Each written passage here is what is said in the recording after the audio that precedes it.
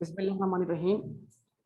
तो आज की क्लास का टॉपिक हमारा क्या है? Normal approximation to binomial distribution. तो मैंने इसमें कहा आपको कि क्वेश्चन होगा बायनोमियल का, सॉल्व होगा नॉर्मल डिस्ट्रीब्यूशन के फार्मूले से। कब? जब आपके लिए बायनोमियल डिस्ट्रीब्यूशन से सॉल्व करना क्या हो? लेंदी हो। अब आप बोलेंगे ये क्या बात हुई, लेंदी हो? कोई मसले वाली बात नहीं। इसका मतलब यहाँ पर एक बात बड़ी इंपॉर्टेंट है कि यहाँ पर स्टिल बायनोमियल वेरिएबल ही है। जैसे अगर आप पॉइजो अप्रोक्सीमेशन करते हैं तो आप बोलते हैं probability of success too small हो गई थी, एन जो था वो टू लार्ज हो गया था, तो मीन वेरिएंस के बराबर आ गया था। तो अब वो प्रॉपर्टी जो थी वो बायनोमियल से शिफ्ट होकर कहाँ चली गई थी? तो इसलिए आपने पॉइजो अप्रोक्सीमेशन परफॉर्म किया। यहाँ ऐसा कुछ नहीं है। यहाँ वेरिएबल स्टिल क्या है? बायनोमियल। मतलब यहाँ मीन और वेरिएंस बराबर नहीं है, और मीन वेरिएंस से क्या है? Greater than. इसका मतलब ये बायनोमियल का ही क्वेश्चन है, लेकिन क्योंकि बायनोमियल से हमारे लिए सॉल्व करना क्या हो रहा है? लेंदी हो रहा है। सवाल छोड़ दें, बाद में पढ़ेंगे।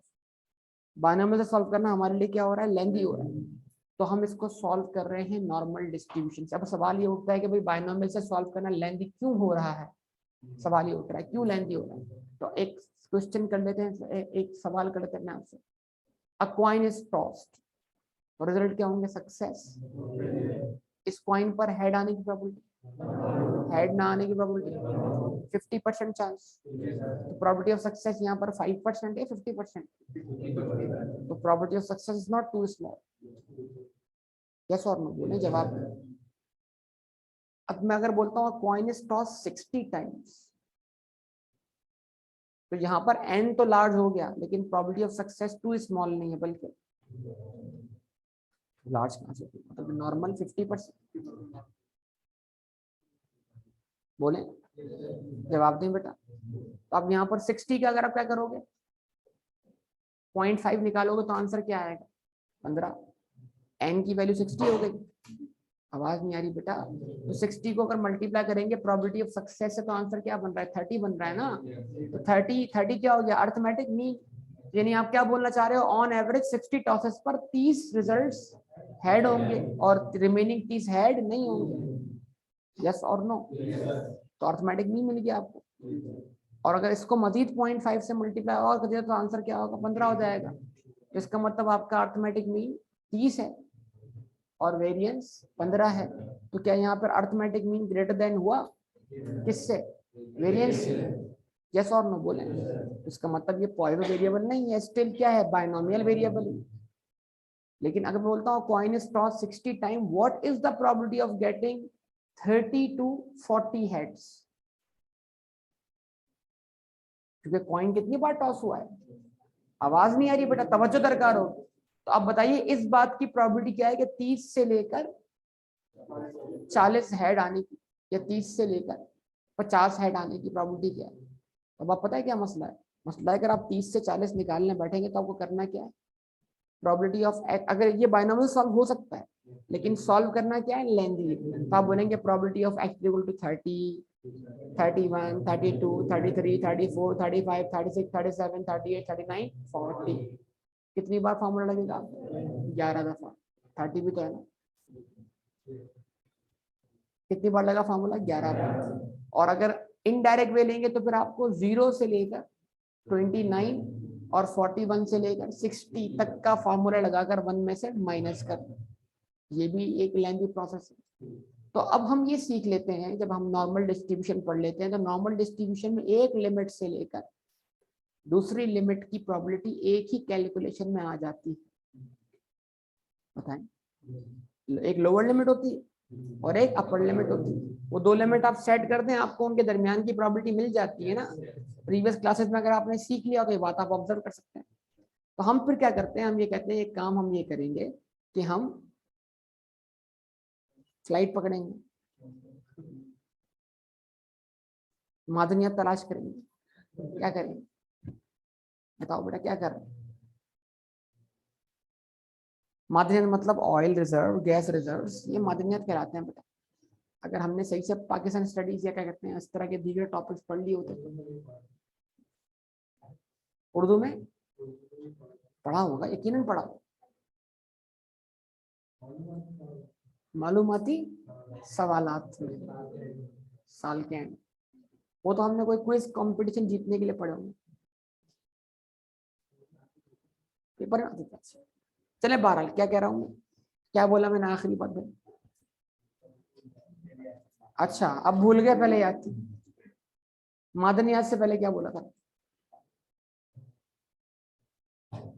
मैं ये बता रहा था कि बेटा नॉर्मल डिस्ट्रीब्यूशन में आप एक लोअर लिमिट और अपर लिमिट के दरमियान जितनी भी पॉसिबल रिजल्ट्स होते हैं उसको एक ही रेंज में, एक ही कैलकुलेशन में एरिया अंडर द कर्व के तौर पे आप फाइंड कर लेते हो। यस और नो?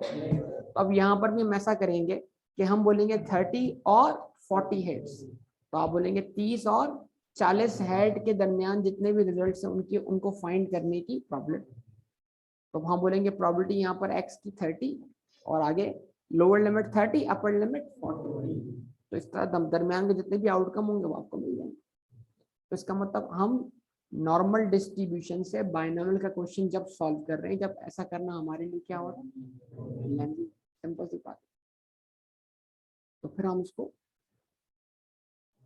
नॉर्मल से अप्रोक्सीमेट कर लेंगे। अब थोड़ा सा एक मसला आ रहा है, क्या आ रहा है तो देखिए फिर से कंपैरिजन। वो कंपैरिजन क्या है कि बाइनोमियल का फार्मूला तो ये है, probability of x is equal to NCX और इनटू p की पावर x इनटू q की पावर n माइनस x। और यहाँ पर तो हर सिंगल यूनिट की प्रोबेबिलिटी निकल रही है। आपको जितनी वैल्यूज हैं एक लोअर लिमिट से लेकर अपर लिमिट तक वो सारी आपको निकालनी होगी, फिर उनका सम करना होगा। ये बात उसको समझ में आ सकती है जो बाइनोमियल का फार्मूला प्रैक्टिस करता रहा हो, ठीक है। लेकिन जब हम बात करते हैं नॉर्मल डिस्ट्रीब्यूशन की तो हमारा फार्मूला बनता है z is equal to x minus mu divided by standard deviation. Yes और नो? अब क्वेश्चन बाइनोमियल का है, z जाहिर सी बात है वो x की लोअर लिमिट z में कन्वर्ट होगी, वो x की अपर लिमिट भी z में कन्वर्ट होगी। तो दोनों z की लिमिट्स के दरमियान का एरिया हमें फाइंड करना होगा। यस और नो? ऐसा ही है ना? तो फिर जाहिर सी बात है फॉर्मूला ये मतलब क्वेश्चन ये वाला है, सॉल्व इससे होना है। तो अब यहाँ तो प्रोबेबिलिटी ऑफ सक्सेस और फेलियर आ रहा है, यहाँ क्या आ रहा है, अरिथमेटिक मीन। यानी इस क्वेश्चन को इससे सॉल्व करने के लिए आपको मीन भी चाहिए और स्टैंडर्ड वो आपको निकालना आता है। आप जानते हैं बाइनोमियल का मीन जो है वो बराबर होता है किसके, और स्टैंडर्ड डेविएशन बराबर होगा अंडर रूट ना, एनपीक्यू तो वेरिएंस है ना बेटा, under root NPQ is called what, standard deviation. Visible नहीं है बेटा? अगर इस फॉर्मूले को इस तरह लिख दिया जाए, x minus n p divided by under root n p, या फिर इसको सॉल्व करके मीन और वेरिएंस की वैल्यू, मीन और स्टैंडर्ड डेविएशन की वैल्यू पुट कर दी जाए, तो इस तरह आप बाइनोमियल के क्वेश्चन को सॉल्व कर सकते हैं किससे, नॉर्मल डिस्ट्रीब्यूशन। एक मसला और, बाइनोमियल डिस्ट्रीब्यूशन एक डिस्क्रीट प्रोबेबिलिटी डिस्ट्रीब्यूशन। बाइनोमियल लिख लें, ये सारी बात है अपने पास। Binomial distribution, binomial distribution is a discrete probability distribution.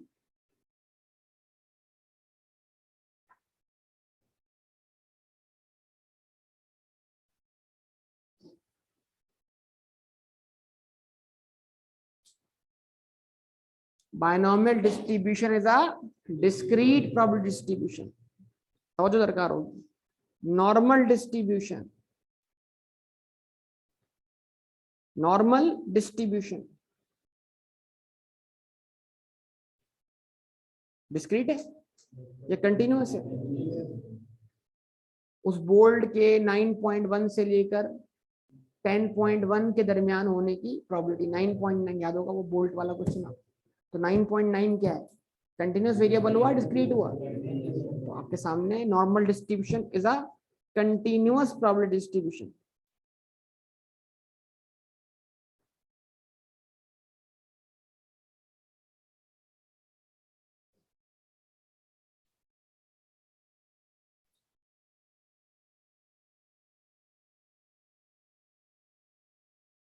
ये मसला एक और आ गया।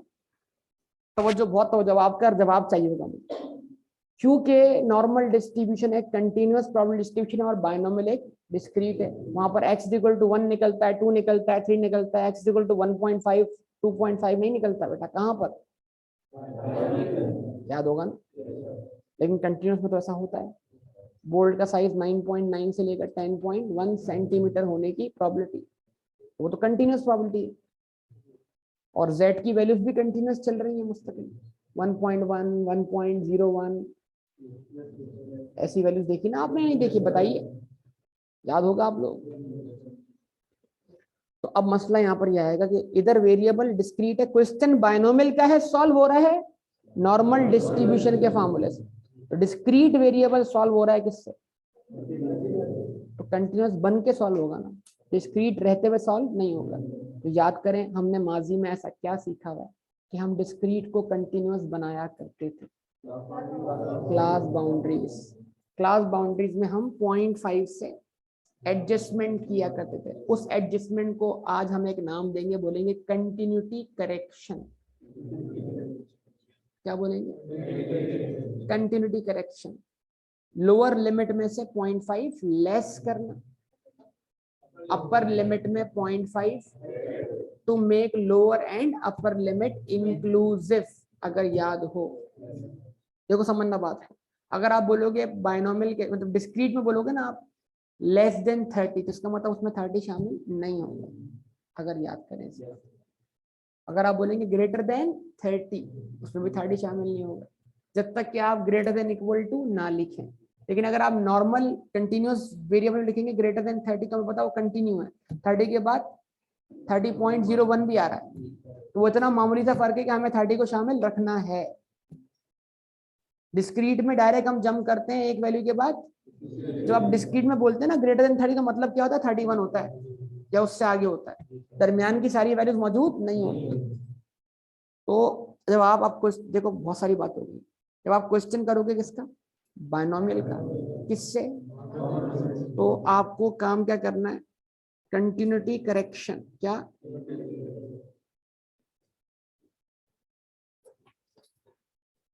continuity correction is required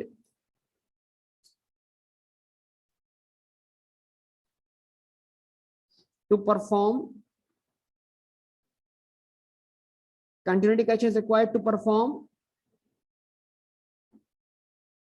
normal approximation to binomial distribution.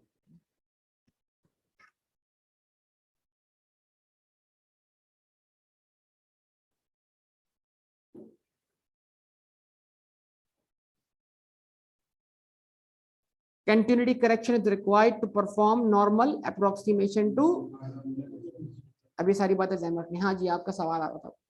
हाँ सर,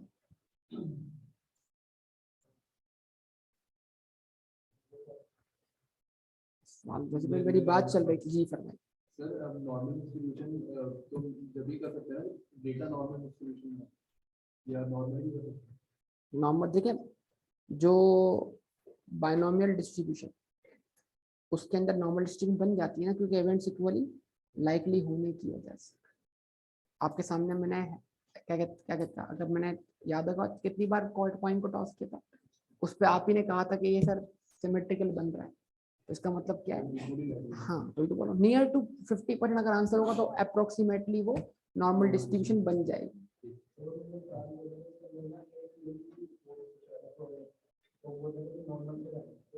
आ रहे इसी टॉपिक में आज कवर हो, ठीक है बेटा, वही आ रहा है आपके सामने। चलो ठीक है बेटा, लिख लिया सब लोगों ने आपने। तो यही होता है जब probability of success near to 0.5 होती है, 50% या उसके करीब करीब, और n की वैल्यू क्या होती है, लार्ज, तो बायनोमियल डिस्ट्रीब्यूशन के साथ साथ वो नॉर्मल डिस्ट्रीब्यूशन भी बन जाती है, क्योंकि इवेंट्स क्या बन जाते हैं, इक्वली लाइक, इसलिए। तो जब आपके सामने मैंने डिस्ट्रीब्यूशन बनाई थी फ्रीक्वेंसी वाली फॉर्म में, x की वैल्यू 0 0 हैड 1 हैड 2 हैड, फिर बराबर में फ्रीक्वेंसी लिखी थी, तो आप ही ने कहा था ना उस वक्त कि ये क्या है, तो मैंने कहा था आगे इसको हम कनेक्ट करेंगे इस, याद है? हाँ हाँ क्या, हाँ अब तो इतनी बातें हो गई, क्या करें समझ नहीं आ रहा क्या करें, बस क्या करें, पढ़ते रहें चुपचाप, पेपर देकर आए, पास हो जाए।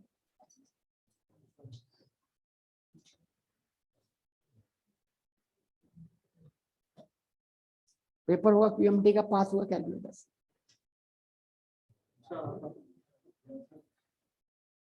है ना? बिजनेस कम्युनिकेशन पर अप्लाई नहीं होता, फंक्शन इंग्लिश पे अप्लाई नहीं होता, आईटी पे तो वैसे अप्लाई नहीं होता। आईटी पे तो आपको ज्यादातर हेल्प यूज करनी, ऑफलाइन हेल्प अलाउ होती है ना, इम्प्लीमेंट के लिए तो आप वो ओपन कर लो, हेल्प F1, बच्चे कहते थे सवाल पहले F1 पूछ के सवाल ही पूरा कॉपी पेस्ट कर, बताओ भाई तुम ढूंढ के हमें जवाब इसका।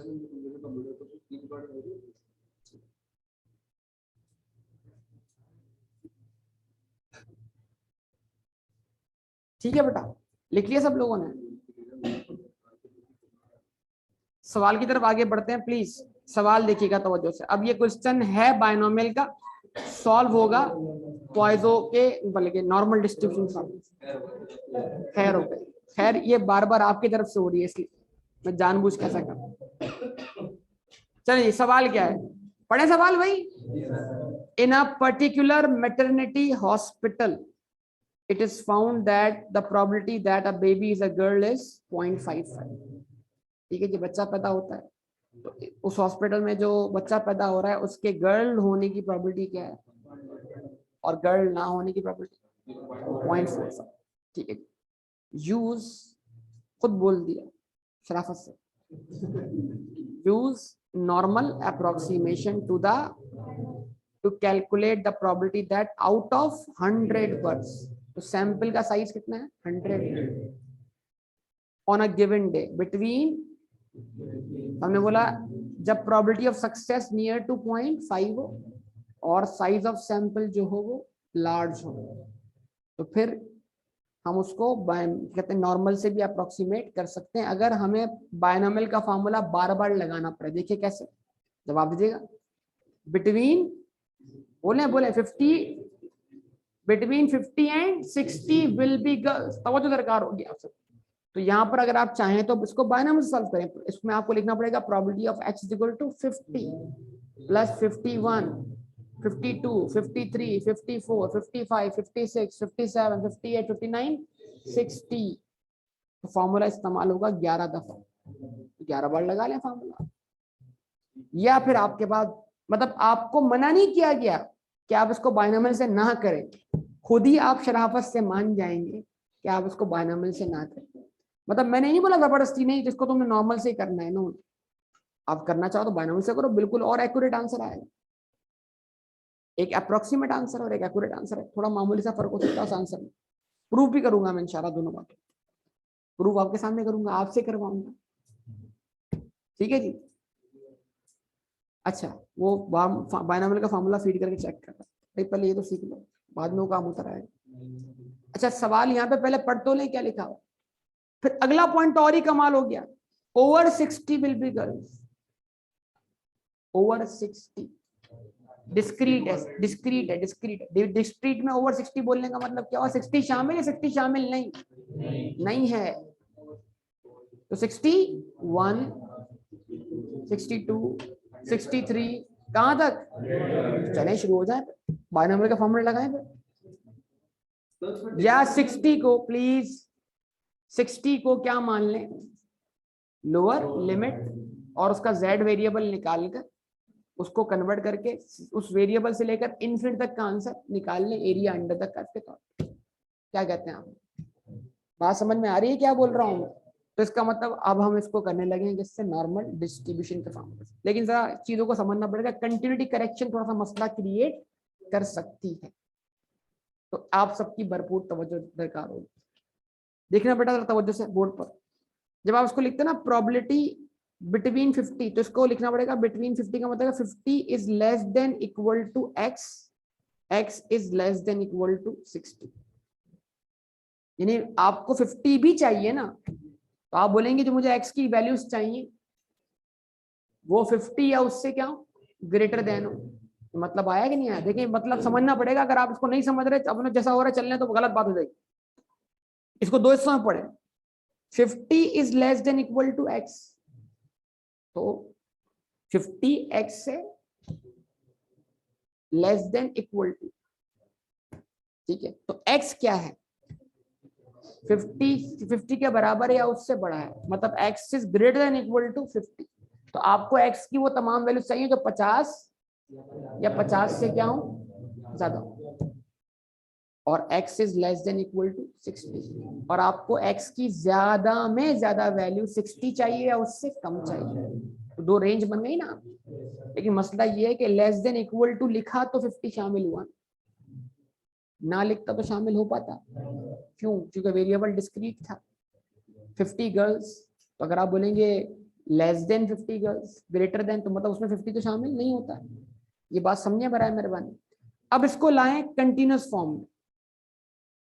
अगर मैं इसमें से 0.5 क्या कर दूंगा और उसमें 0.5 प्लस, तो फिर मैं इसको इस तरह लिख दूंगा, probability 49.5 is less than x is less than 60.5। क्या मतलब? 49.5 लेस देन x, तो x इज ग्रेटर देन, तो हमें x की जो वैल्यूज चाहिए वो 49.5 से ग्रेटर चाहिए, मतलब 49 से ग्रेटर 50, 51, 52। समझ पा रहे हैं बात या नहीं? और जो हमें x is less than equal to 60.5, x की जो हमें मैक्सिमम वैल्यू चाहिए वो 60.5 से लेस देन चाहिए। 60.5 से नीचे आओ 60, दो लिमिट बन गई। इस तरह ये क्या बन गया? कंटिन्यूअस वेरिएबल बन गया। डिस्क्रीट से क्या बन गया? कंटिन्यूअस बन गया, क्योंकि हमने इस पे क्या परफॉर्म कर दी? Continuity correction. तो क्या सर एक क्वेश्चन ऑलरेडी नॉर्मल डिस्ट्रीब्यूशन का क्वेश्चन हो, कंटिन्यूअस वेरिएबल हो, क्या मुझे वहां कंटिन्यूटी करेक्शन करने की जरूरत है? वहां मैं एज इट इज पुट कर दूंगा।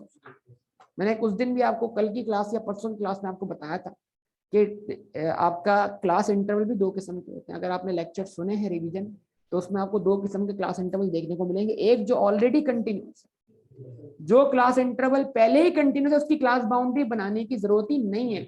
या वो गलती करेगा जो पाकिस्तानी तरीके से क्लास बाउंड्री बनाता है, 0.5 लेस करके 0.5 ऐड। अगर आप उस क्लास इंटरवल की क्लास बाउंड्री फॉर्मूले से बनाने की कोशिश करो तो आंसर वही क्लास इंटरवल आएगा, क्लास बाउंड्री नहीं बनेगी। उस क्लास इंटरवल को क्लास बाउंड्री में कन्वर्ट करने की जरूरत नहीं। तो अगर डेटा ऑलरेडी कंटिन्यूअस हो तो उसमें कंटिन्यूटी करेक्शन करने की जरूरत नहीं होती। बताएं, जवाब दें भाई सब लोग। तो ये हम सिर्फ कहां करेंगे? जब हम बायनोमियल का क्वेश्चन किससे सॉल्व कर रहे होंगे, बस। उसके अलावा हम कहीं नहीं करेंगे, तय कर लें। उसके अलावा हम कहीं नहीं करेंगे, दोहरा दें इस बात को। समझ पा रहे हैं बात? या चलेंगे ओके। तो अब वही z की वैल्यू, तब आप बोलेंगे फॉर्मूला क्या है? z is equal to x minus n p divided by under root n p q. हमने बोला जनाब x की लोअर लिमिट जो है वो 49.5 पुट की हमने, यस और नो, माइनस एन पी। हाँ भाई, कितनी सैंपल क्या था? 100 बोले भाई, और सक्सेस क्या था? 0.55। क्या बोलेंगे आप? 100 इंटू 0.55 डिवाइडेड बाय, यार बोलो, जवाब दो। Yes sir. क्या तुम्हें अब जैसा अब्दुल्ला यस सर ही बोलना आता है? 100 मल्टीप्लाइड बाय 0.55 0.45 अंडर रूट। पहले इसको वेरिएंस बनाओ, फिर इसको अंडर रूट लेके स्टैंडर्ड बना दो। बताओ z का आंसर क्या आता है? z की लोअर लिमिट क्या आती है?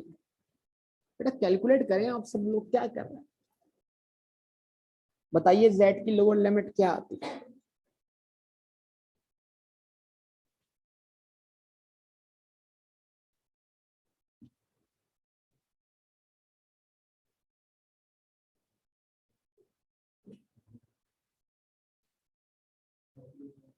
क्या कह रहे हैं?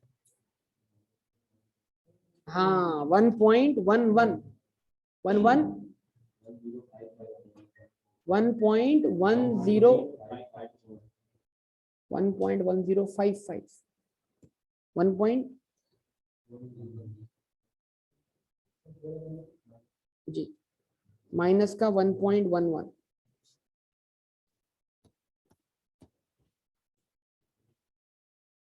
ठीक है जी। अच्छा उसके बाद दूसरा वाला अपर लिमिट, बोल दो भाई बोल दो, कुछ तो जवाब दो। अपर लिमिट क्या रखी है आपने? 60.5 माइनस 100 इंटू 0.5 क्या बनेगा? अर्थमेटिक मीन बन जाएगा 55 डिवाइड बाय अंडर रूट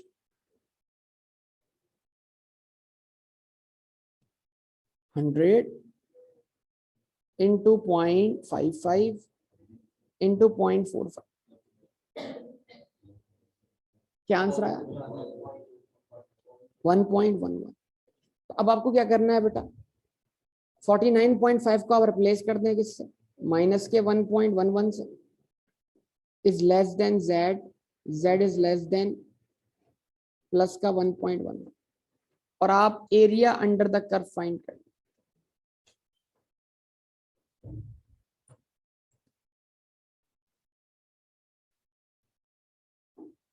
यहां से बाकी सब चीजें वही की वही हो जाएंगी आपकी।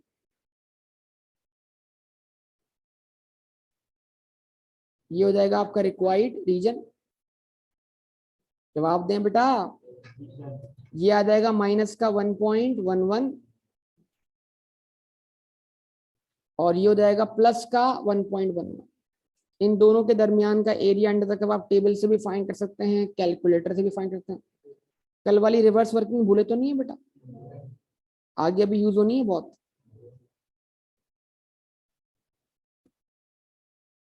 टेबल उल्टा इस्तेमाल करना आ गया आप। चलो बहुत अच्छी बात। एक काम कीजिएगा, सवाल अगर समझ में आ रहे हो उधर एग्जामिनेशन में तो मॉनिटर को भी घुमा दीजिएगा, जरूर समझ में आएगा सवाल।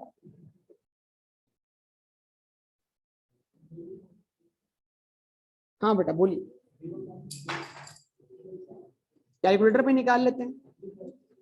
आप लोगों ने देख, मुझे पता है टेबल तो देखना नहीं है आप लोगों को। क्या चीज? की क्लास आपने अगर अटेंड की तो सुन रहे हैं वही बात, इतनी फॉरवर्ड करके सुनिए।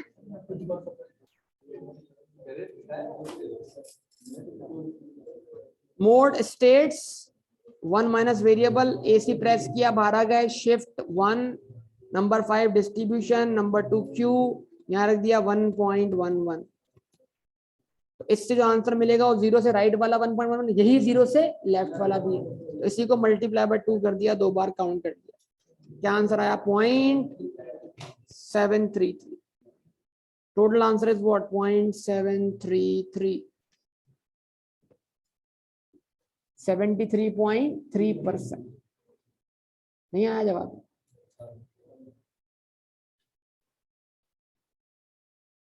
हाँ बेटा उमैर, सवाल का जवाब मिला? आपसे सॉल्व हो रहा है कैलकुलेटर? नहीं हो रहा सॉल्व?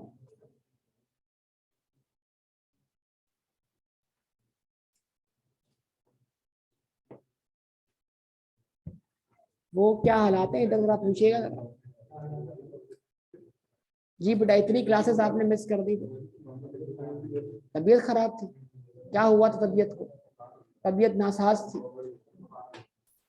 तबीयत को बुखार हो गया, आपको बुखार हो गया। कितना बुखार रहा फिर आप?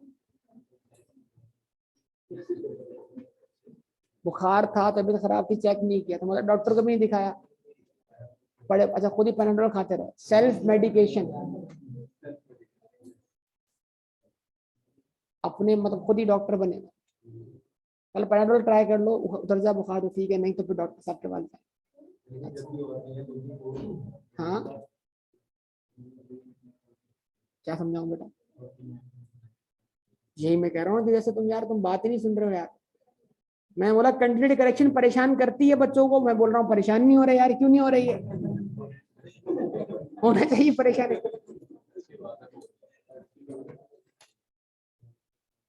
तो भाई दोबारा सुन ले यार इनकी फरमाइश पर, देखें आप अगर परेशान हो तो आपको बताना चाहिए, ये अच्छा बच्चा है बता रहा है। मैंने बोला आमतौर पर मैंने बोला सब इधर सबसे आखिरी मसला आता है कंटिन्यूटी करेक्शन, और अभी तो आया ही नहीं है, अभी अभी आएगा। अभी अभी लगता है हाँ सर समझ में क्या करना है, पॉइंट ऑफ लेस ही तो करना है, 0.5 आईडी तो करना है, इसलिए बात समझ नहीं गए। बेटा सुन लीजिएगा प्लीज प्लीज प्लीज प्लीज। लिखा हुआ आ गया between 50 and 60 will be girls. 50 से लेकर 60 तक जो होगा वो कौन होगा? गर्ल्स होगा। इसमें एक सवाल उठेगा 50 और 60 को मिलाकर, इंक्लूड करके या एक्सक्लूड करके? आवाज नहीं है। तो अगर मैं इसको नॉर्मल वेरिएबल मान के लिखूंगा तो मैं इसको इस तरह, अगर ये नॉर्मल डिस्ट्रीब्यूशन होती पहले तो मैं इसको इस तरह लिखता, 50 is less than x, x is less than 60, yes or no बोलो। जब इसको ऐसे लिखता तो तब लिखता जब ये नॉर्मल डिस्ट्रीब्यूशन होती, लेकिन ये कौन सी मतलब ये क्या है? डिस्क्रीट वेरिएबल है। तो डिस्क्रीट में 50 लेस देन x लिखने का मतलब क्या है? x is greater then 50। और डिस्क्रीट में 50 के बाद अगली वैल्यू क्या होती है? 50.01 या 51? 51। डिस्क्रीट में 51 होगी, क्योंकि डायरेक्ट 1 यूनिट का फर्क पड़ जाएगा। तो डिस्क्रीट में x इज ग्रेटर देन 50 या 50 इज लेस देन x लिखने का मतलब ये होगा कि अगली वैल्यू 51 है, 50 उसमें शामिल नहीं है। अगर 50 को शामिल करना है तो ये वाली बात ऊपर इस तरह लिखनी पड़ेगी, 50 is less than equal to x, यानी जो हमारी रेंज बन रही है उसमें हमने 50 को भी शामिल रखना है या नहीं रखना? रखना है तो लेस देन इक्वल टू और लेस देन इक्वल टू। जब आप यहाँ लेस देन इक्वल टू नहीं लगाएंगे डिस्क्रीट में तो फिर 50 और 60 शामिल नहीं हो पाए। पक्का कंफर्म? ओके। अब मसला ये है कि इसको फिर लाना है इस शक्ल में, कंटिन्यूस शक्ल। तो मतलब इसको इस तरह लिखें कि 50 इसमें क्या हो जाए? इंक्लूसिव हो जाए। क्या कर दिया? 50 को लिख दिया, 50 में से 0.5 लेस कर दिया, क्या लिखा? अब आप बोलेंगे 49.5 is less then x, means x is greater then 49.5। तो अगर हम बोलेंगे x इज ग्रेटर देन 49.5 तो 49.5 के बाद अगली वैल्यू क्या आनी है? 50 आनी।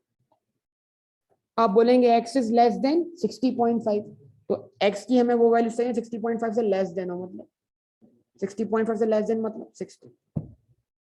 इस तरह लिखने से क्या हो गया? 50 और 60 दोनों क्या हो गए? इंक्लूसिव हो गए। बात क्लियर? फिर हमने इसको पुट किया, फिर मैंने क्या बोला? ये कंटिन्यूटी करेक्शन सिर्फ जब ही परफॉर्म होगी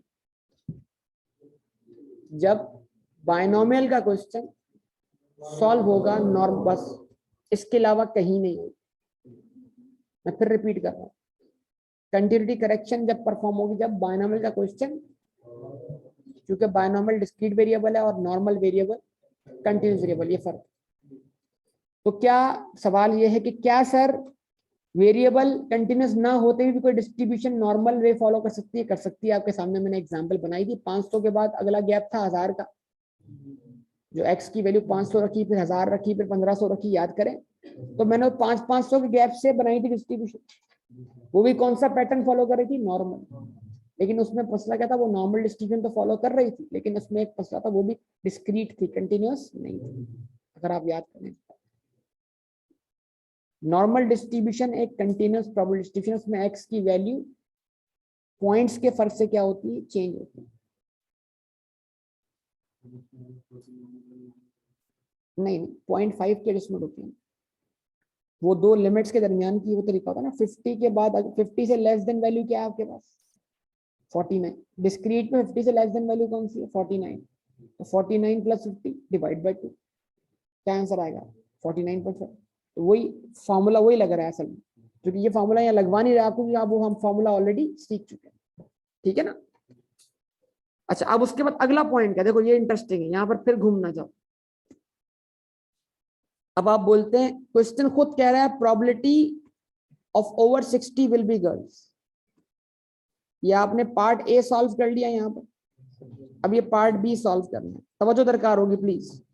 probability of x is greater then 60 आवाज नहीं आ रही। Probability of x is greater then 60। अब हमें 60 नहीं चाहिए, तो डिस्क्रीट में 60 से अबव वैल्यू क्या होगी? तो इसका मतलब in terms of discrete variable ये answer probability of x is greater than equal to 61 के बराबर हो। ये अगर आप ये बात पिक नहीं करेंगे तो क्या कर सकते हैं? आवाज ही नहीं आ रही यार, आपको नहीं दिखाई दे रहा? इसको ऊपर जाते क्या बोलता है? Over 60 will be girls. Girls जो होंगी वो 60 से ज्यादा होंगी। तो अगर आप इसको बायनोमियल के फार्मूले से सॉल्व करते तो आप 60 को शामिल करते। और आपसे पूछ रहा हूँ, अगर आप इसको बायनोमियल से सॉल्व करते आप 60 को शामिल करते, या आप गिनती कहां से शुरू करते, या उससे आगे? तो हम जब डिस्क्रीट में कहते हैं कि probability of x is greater then 60, तो डिस्क्रीट में 60 से ग्रेटर देन वैल्यू क्या आएगी? तो ये वाली वैल्यू इस वैल्यू के बराबर नहीं। Probability of x is greater than equal to 61।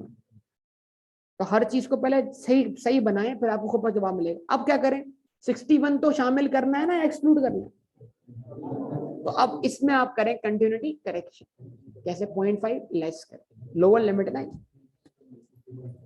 तो अब आप उसको लिखें प्रोबेबिलिटी ऑफ एक्स इज, पहले मैंने लिखा क्वेश्चन जैसा है वैसा, फिर उसको बोला कि हाँ भाई ये डिस्क्रीट, तो इसमें इसका ग्रेटर देन का मतलब क्या हुआ? Greater than equal to 61। अब इसको बनाया आप कंटिन्यूस, कैसे? 0.5 लेस करें। ठीक है जी। तो क्या किया आपने भाई? x is greater then 60.5।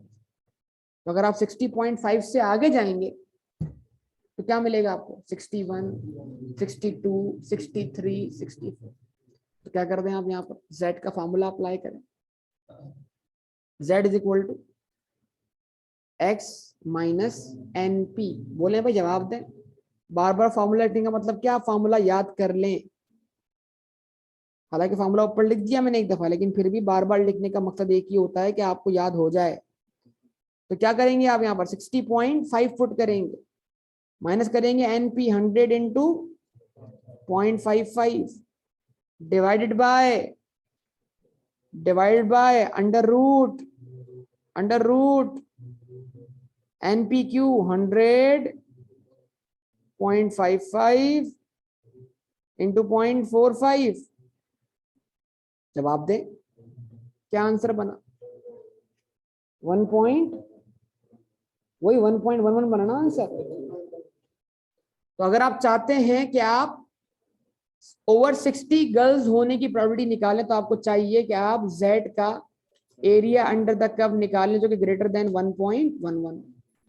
आवाज नहीं आ रही बेटा आप लोग? यकीन करें ये कैलकुलेट करने के बाद कोई नया काम नहीं हो रहा, बार बार बोल रहा हूँ आपसे।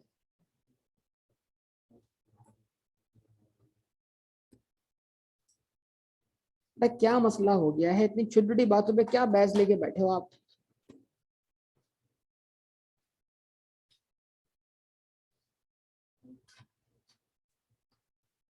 हाँ जी, कितनी छोटी सी बात पे बहस लेके बैठ गए। आपको जो वैल्यू चाहिए 1.11 से क्या चाहिए बेटा?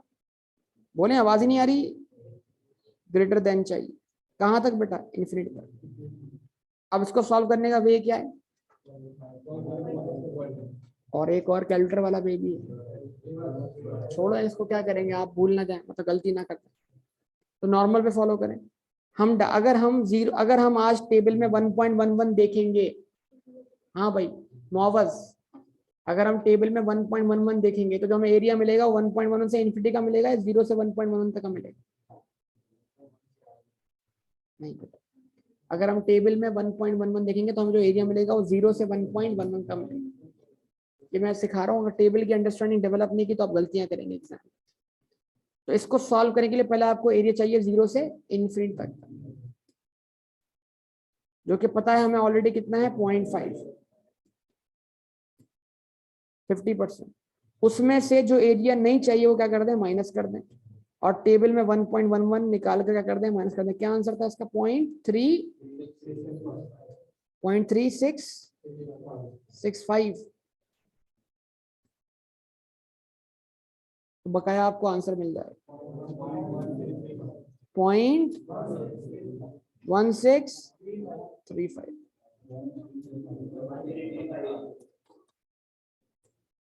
0.1335 0.1335 सही आंसर है। तो ओवर 60 गर्ल्स होने की प्रोबेबिलिटी क्या है? 0.1335 13.35%। यस और नो बोले भाई, क्वेश्चन सॉल्व हो गया। ऐसा एक और क्वेश्चन करते हैं। कौन? ये जी फरमाइए। जबरदस्त जबरदस्त। तो क्या करते हैं? एटलीस्ट 60 का मतलब क्या है? सुन तो ना बात। प्रोबेबिलिटी फिर डायरेक्ट क्या लिखा हुआ, फिर ये लिखने की जरूरत ही नहीं होती। तो फिर वो बायनोमियल में क्या कहलाता? x is greater than equal to 60। Now make what 60 inclusive. क्या करते हैं आप लिखते हैं इसको probability of x is greater than 59.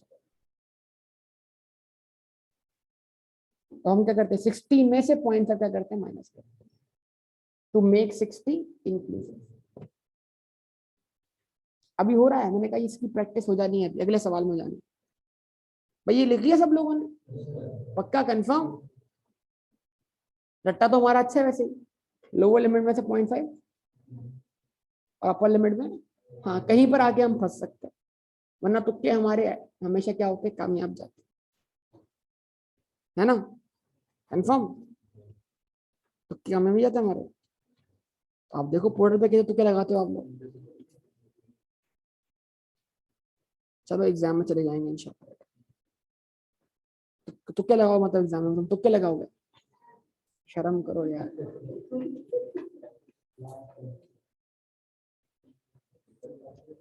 Paper pass कर, छोड़ के नहीं आना पेपर, तुक्के लगा के भी आना।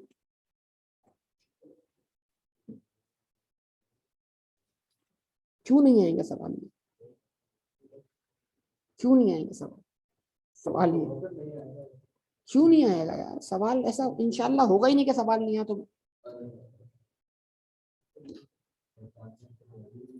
सवाल तो आएगा, मसला जवाब का होता है यार।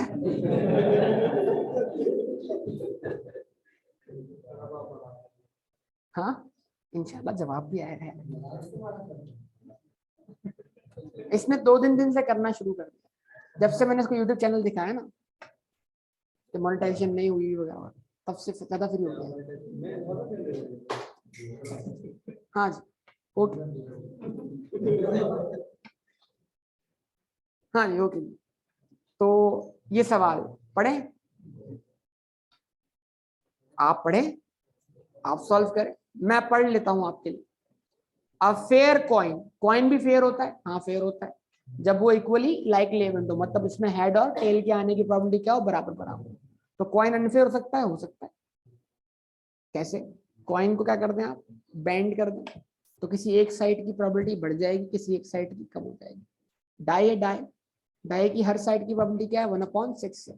डाई को किसी साइड से घिस दे, जिस साइड से घिस देंगे उस साइड के आने की प्रोबेबिलिटी बढ़ जाएगी, तो वो फिर डाई फेयर नहीं रहेगी, अनफेयर हो जाएगी। मतलब एक होता है बायस्ड, दूसरा क्या होता है? अनबायस्ड। ये टॉपिक हमारा आगे भी आना है काय स्क्वायर के अंदर। नहीं कुछ है ही नहीं, खत्म, पेपर यहां तक भी पास। बोलो 2 हफ्ते पहले नहीं, 1 हफ्ते पहले का, 2 हफ्ते पहले। दरमियान में कुछ क्लासेस हमारी नहीं हो सकती, ठीक है, लेकिन 1 हफ्ते पहले जरूर कहा था। पेपर कहाँ तक पास था? क्योंकि मैंने कुछ ऐसे इमरजेंसी अटेंड होती है ना दिसंबर वाली, इसमें कुछ बच्चे, वैसे तो मैं सजेस्ट करता हूँ कि आप मार्च में एग्जाम दें, ठीक है ना, लेकिन जो मतलब कम ड्यूरेशन वाले होते हैं, अटेंड होते हैं, तो उसमें कुछ बच्चे बैठ जाते हैं, वो अपनी अपनी करते हैं, तो फिर उनको पेपर पास करवाया था भाई, या ये कर लो ये कर लो, हो जाएगा इंशाल्लाह, हो जाएगा पास। बहुत कम में पास हो जाता है। पेपर पास करना एक अलग मसला है, कोर्स कवर करना एक अलग मसला है। जितने प्यार से आप कोर्स कवर कर रहे हैं, देखिए ठहर ठहर के, मतलब विदाउट एनी टेंशन, आपको कोई टेंशन हो रही है बताएं? हालांकि पेपर हो रही, आपने घबराना नहीं, कोई मसला नहीं, थोड़ी थोड़ी टेंशन होनी चाहिए, ऐसी टेंशन जो पढ़ने पे इंसान को मजबूर करे। वो टेंशन जो कुछ ना करने में मजबूर करे बिल्कुल बेकार है। ठीक है, तो हमें तो पढ़ने का दिल ही नहीं करता सर, पढ़े रहने का दिल करता है। सर्दियां वैसे ही हैं, दिल करता है बस पड़े रहे, उठे ही ना। सवाल ही, वो देखो बुखार में पढ़ा रहा है इतने दिनों से, उसने उसने अज्यूम कर लिया बुखार है, पढ़ा रहा। हाँ, असल में था बुखार, आपने ना उसका कोई मेजरमेंट किया, आपको फिर बोले बुखार।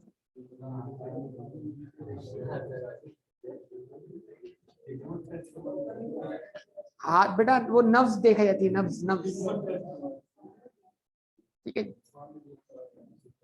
तो ऐसे माहिर डॉक्टर भी थे किसी जमाने में, नब्ज दे के वो आप टेम्परेचर बता सकते हैं कि कितना बुखार।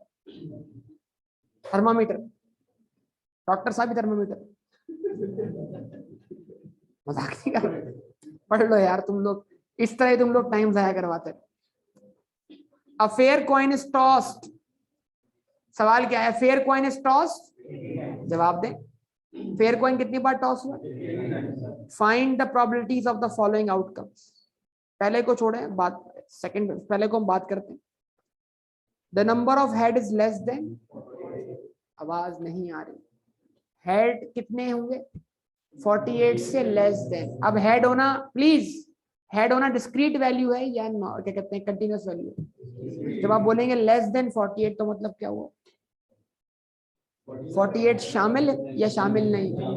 तो मतलब लेस देन 48 का मतलब क्या है? लेस देन इक्वल टू 47, और 47 को इंक्लूसिव करने के लिए उसमें 0.5 ऐड करना, अपर लिमिट का। 48 के लिए ऐसे सोचेंगे तो लेस करना।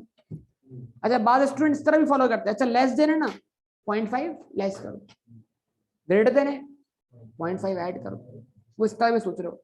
लेकिन असल जो सेंस है वो ये है बात का, कि आपको निकालना ये है। मैं बी पार्ट पहले सॉल्व कर रहा हूँ, ए पार्ट में सबसे आखिर में सॉल्व करूंगा, जिसमें इनके सवाल का जवाब है, कासिम के सवाल। तो आप बोलेंगे प्रोबेबिलिटी ऑफ एक्स, बेटा फिर सीख लें आप लोग, मैं कन्वर्ट करके बता रहा हूँ, आंसर आपने निकालना।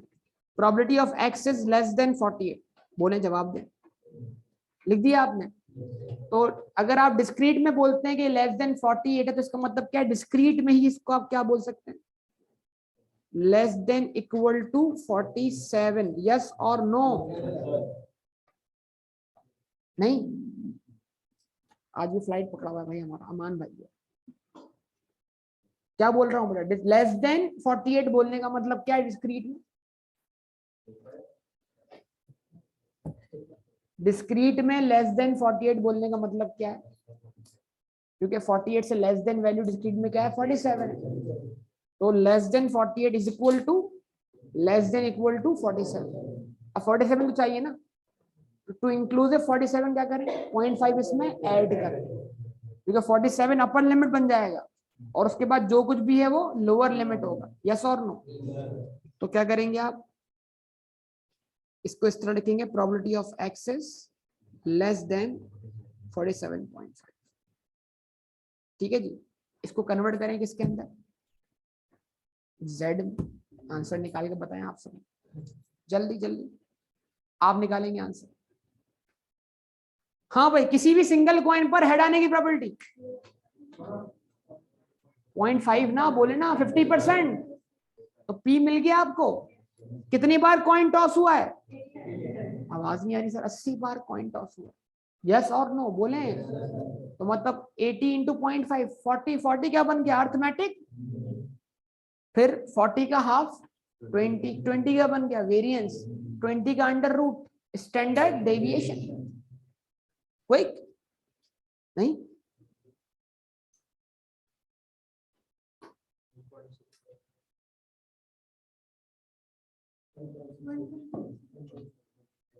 अब बोले z is equal to x minus n p under root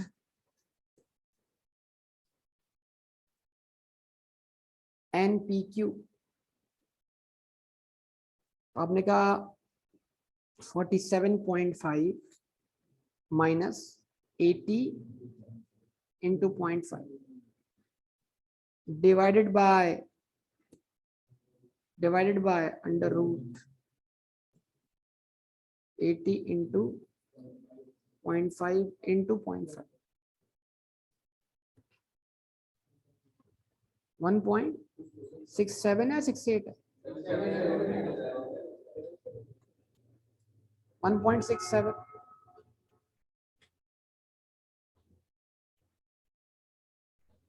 लेकिन लेस देन जाना है 67, ठीक है 1.67. Probability of Z is less than 1.67. 68 भी निकालो कितना कोई खास फर्क नहीं पड़ेगा आंसर का. अच्छा जी 1.67 आंसर आ गया आपके पास. अब आप क्या करते हैं, area under the curve draw कर लें. हाँ बेटा 1.67 समझो दरकार होगी बेटा, जरा देखिएगा प्लीज. कहाँ है 1.67? राइट साइड पर ना, पॉजिटिव है ना नेगेटिव है? आपको 1.67 या उससे लेस देन एरिया चाहिए, यस और नो? कहां तक, कौन सी इंफिनिटी तक बेटा? बोलना पड़ेगा ना बेटा. अब भी ये क्वेश्चन 2 हिस्सों में सॉल्व होगा, बताइए कैसे? 0 से माइनस इन्फिनिटी तक का एरिया पता है कितना है? 50% है, ये तो पता है ना आप लोग. और अब आपको 0 से 1.67 तक का एरिया निकालने की जरूरत है. बोले कितना? सब बताएं कितना? सब कैलकुलेट करें प्लीज, सब कैलकुलेट करें. सब लोग निकाल लें, सब लोग निकालें, हर बंदा पार्टिसिपेट करे. देखिए ये सुनकर लिख लेना, फिर ये क्लास में भी आपसे, ये असल में आपने सॉल्व करता, मैंने कर दिया सॉल्व. अब रुक गए कहीं पर जाके, रुके थे ना कहीं पर, कहाँ प्रॉब्लम हुआ? ये स्ट्रक्चर तो बन गया, इसको सॉल्व कैसे करें? आप टेबल का यूज करना नहीं आ रहा अभी आप लोग. आप स्टैंड करते हैं 0 पर, तो 0 से अगर आपका एरिया मौजूद है इन्फिनिटी तक, तो वो तो 50% है. फिर 0 से राइट वाला एरिया काउंट कर लें, आसान बात है. 1.67 पे क्या आंसर आया बेटा? 0.04525. सम कर दें कितना होगा इसका? 0.959525. ठीक है जी. तो हेड्स की तादाद 48 से लेस देन होने की प्रोबेबिलिटी 95.25% है, यस और नो? और चाहे तो इसको आप बायनॉमियल सॉल्व करें, चाहे तो सॉल्व करें, चाहे तो सॉल्व करें. x इक्वल टू 0 से लेकर कहां तक? 47 तक. या फिर आप क्या करें, 1 में से 48 से लेकर 80 हेड्स आने की प्रोबेबिलिटी क्या कर दें? माइनस कर दें. आपकी मर्जी होगी, तजर्बा कर सकते हैं. लेकिन मैं फिर भी आपको वेरीफाई करवाऊंगा. सेम क्वेश्चन में बायनॉमियल से भी सॉल्व करूंगा और नॉर्मल से. तजर्बा करेंगे इंशाल्लाह, देखते हैं क्या होता है.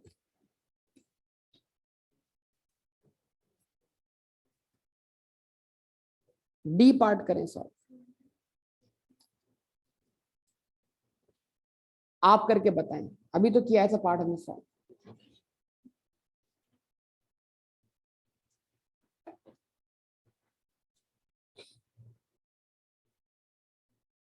सी पार्ट नहीं, डी पार्ट पहले सॉल्व. सी पार्ट नहीं, पहले डी पार्ट सॉल्व करें. डी के बाद सी करेंगे, फिर सी के बाद ए करेंगे.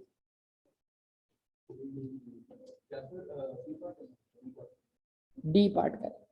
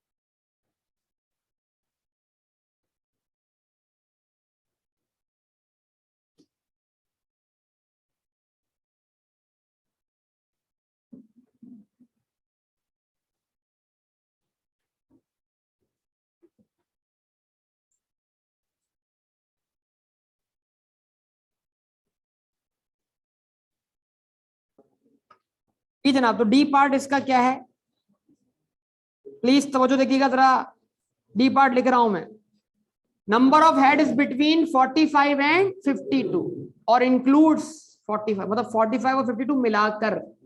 तो इसको हमें डिस्क्रीट वे में कैसे लिखना चाहिए, डिस्क्रीट वे में इसको हम कैसे लिखेंगे भाई, तवज्जो दरकार है। अगर आपने सही लिख लिया क्वेश्चन आपका सॉल्व हो जाएगा।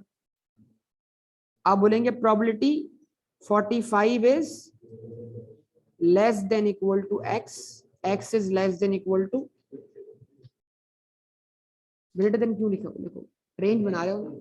हाँ, अगर अलग अलग करके पढ़ो तो अच्छा, लेकिन रेंज बनाओगे तो मतलब आपको आंसर चाहिए 45 से लेकर 52 तक का चाहिए, यानी x की 45 जो है वो x से लेस देन इक्वल टू, यानी x जो है वो 45 से ग्रेटर देन इक्वल टू। जब x 45 से ग्रेटर देन इक्वल टू तो आपकी जो x की वैल्यू है वो 45 से शुरू होंगी। यस और नो? बाज बच्चों को बात 45 is less than equal to x समझ नहीं आती, इसको रेसिप्रोकल करके समझो, x is greater than equal to 45।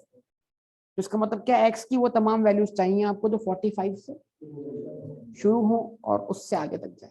कहां तक जाए, x is less than 52 equal to 52 या उससे कम तक, ये आपकी रेंज बन जाएगी। तो इसका मतलब 45 भी चाहिए ना, तो इंक्लूसिव बोथ, जो 45 उसमें तो 0.5 क्या करो माइनस करो, और अपर लिमिट में क्या करो 0.5 ऐड करो। तो इसको ले आओ कंटिन्यूस टर्म्स के अंदर, तो क्या बनेगा ये 44.5 is less then x, x is less then 52.5। बताइए कितने लोगों ने ये कर लिया था, किसी से ना हुआ हो आप में से, सबसे हो गया, बात समझ में आ गई, चलें गुड जबरदस्त। तो z is equal to x minus n p divided by, बोले बोले बोले, और मैं बोल रहा हूँ लाजमी नहीं है कि आप फॉर्मूला ऐसे लिखें, एक बार आप एनपी ऊपर निकाल लें, एक बार आप उसका एनपी क्यूब ऊपर सॉल्व कर लें, फिर फॉर्मूला वही लगा x minus mu divide by standard deviation. समझ रहे हैं बात या नहीं? 100 टाइम्स नहीं 80 टाइम्स, 80 इंटू 0.5 इंटू 0.5, दिमाग जब चलता बंदा ऐसे ऐसी मैथमेटिक्स इस्तेमाल करता है। अच्छा मैंने इधर फॉर्मूला फिट कर दिया, वैल्यूज पता लगी, यहाँ एनपी क्यू लिखनी चाहिए। चलें जो कि z is equal to lower limit क्या है 44.5 माइनस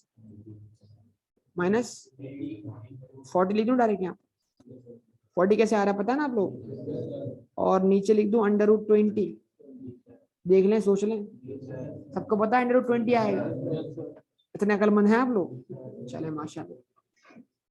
फिर आप बोलेंगे पता नहीं 20 कहां से आ गया, यार जगाओ भाई, हमारे कॉमर्स वाले भाई को जगाओ।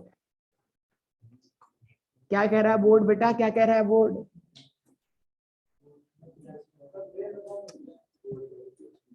चले जी बेटा, आपको उसके हुकूक के लिए भी उठना चाहिए था, लेकिन आप लोगों ने अपना रिजल्ट देखने के बाद आपको जाके बोर्ड वालों को जाके बोलना, धरना, हमें भी रिजल्ट नहीं चाहिए जब तक कॉमर्स रिजल्ट नहीं आए। कैसे कैसे लोग हो तुम, बेहिस लोग हैं, ये कौम कैसे इनकलाब लाएगी? क्या ये किसने कहा था?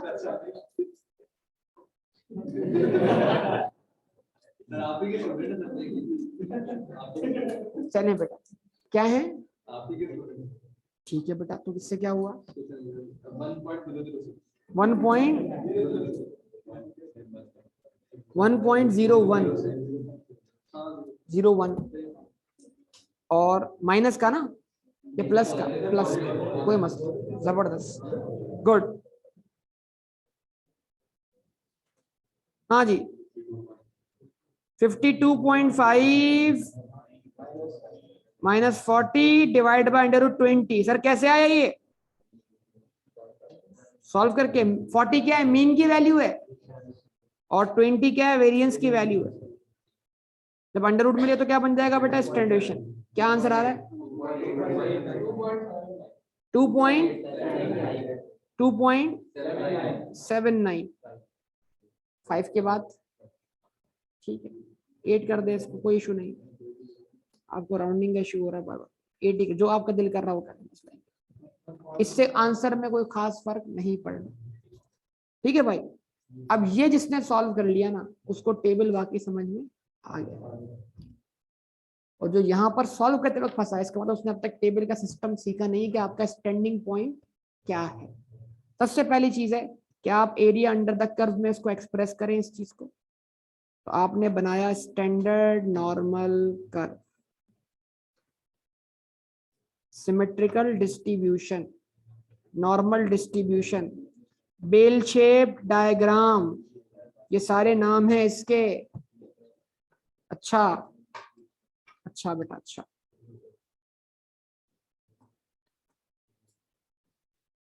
वन पॉइंट 1.1 बोल दोगे पता नहीं आंसर कहां से कहां पहुंच जाएगा। ठीक है अच्छा अभी भी अच्छा।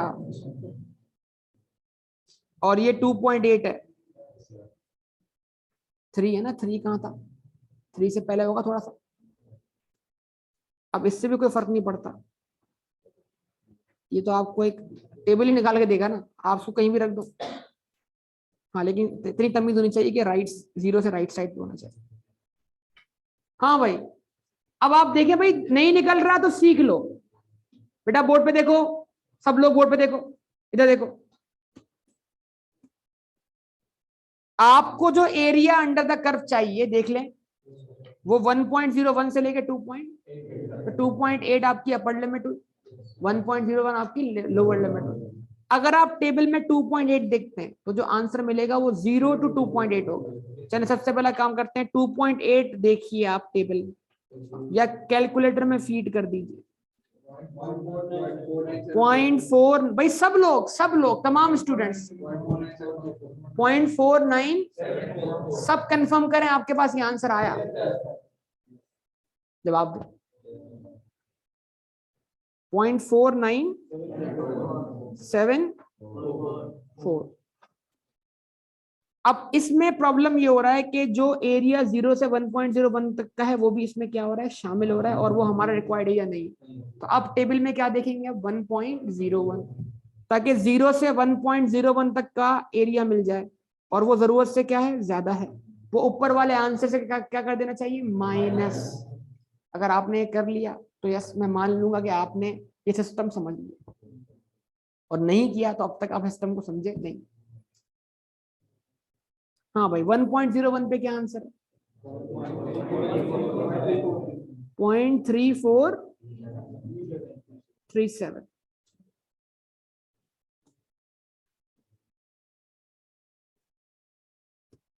डिफरेंस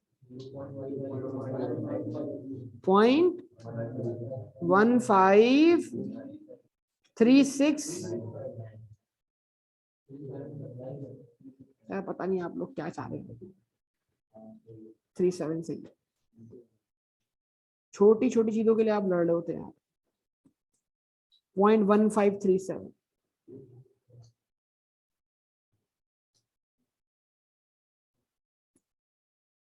ठीक है बेटा, डी पार्ट हो गया सॉल्व। चलें अब सी पार्ट की तरफ बढ़ते हैं। चलो ये है आपके लिए थोड़ा सा चैलेंज। अगर इससे आप निपटा दिया आपने इसको, तो फिर ये बात आपको कंटिन्यूटी करेक्शन भी समझ में आ गई। और अगर आपने इसको सही से सॉल्व नहीं किया तो अब तक आपने कंटिन्यूटी करेक्शन वाले कॉन्सेप्ट को भी सही से नहीं समझा।